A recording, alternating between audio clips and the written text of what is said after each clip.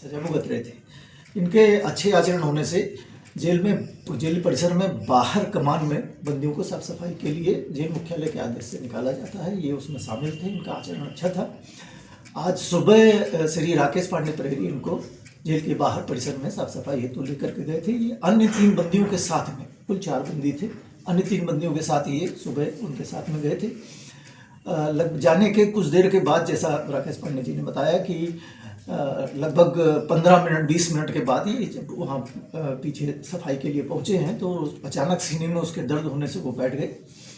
तो एम्बुलेंस वहीं पर थी, तो राइफल गार्ड जो हमारे थे, अक्षय मालवीय प्रहरी और राकेश पांडे, जिन्हें इन्हें तत्काल एम्बुलेंस में रखकर जिला अस्पताल बैतूल लेकर के इनके जाने गए। वहाँ पर कुछ समय परीक्षण करने के बाद उन्हें मृत घोषित किया गया है। जल्दी ही रिहा होने वाले थे? हाँ, बहुत जल्दी ही रिहाई थी इनकी। तैयारी भी कर रहे थे, खुशी थी उनको? बिल्कुल बिल्कुल बिल्कुल, रिहाई बहुत जल्दी थी।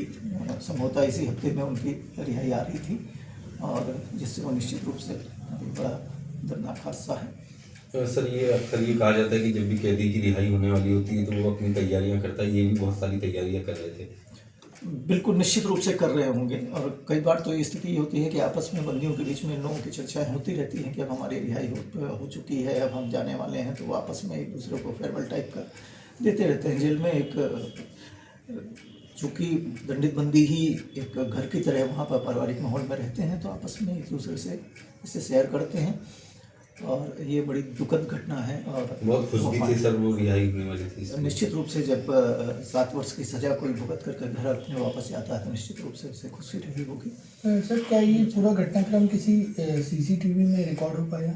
ये बाहर परिसर में सीसीटीवी उस जगह पर तो हमारे है नहीं है, लेकिन फिर भी आसपास की चीज़ों को हम सर, ये बात भी एक चीज़ आई है संज्ञान में कि जेल की बैरकों में और बाकी अंदर जेल में सीसीटीवीज नहीं है, और आप लोगों ने भी जेल की बैरकों में सीसीटीवी रखने के प्रावधान भी नहीं है। जेल के बैरकों के अंदर सीसीटीवी नहीं है। बाहर ही जहाँ पर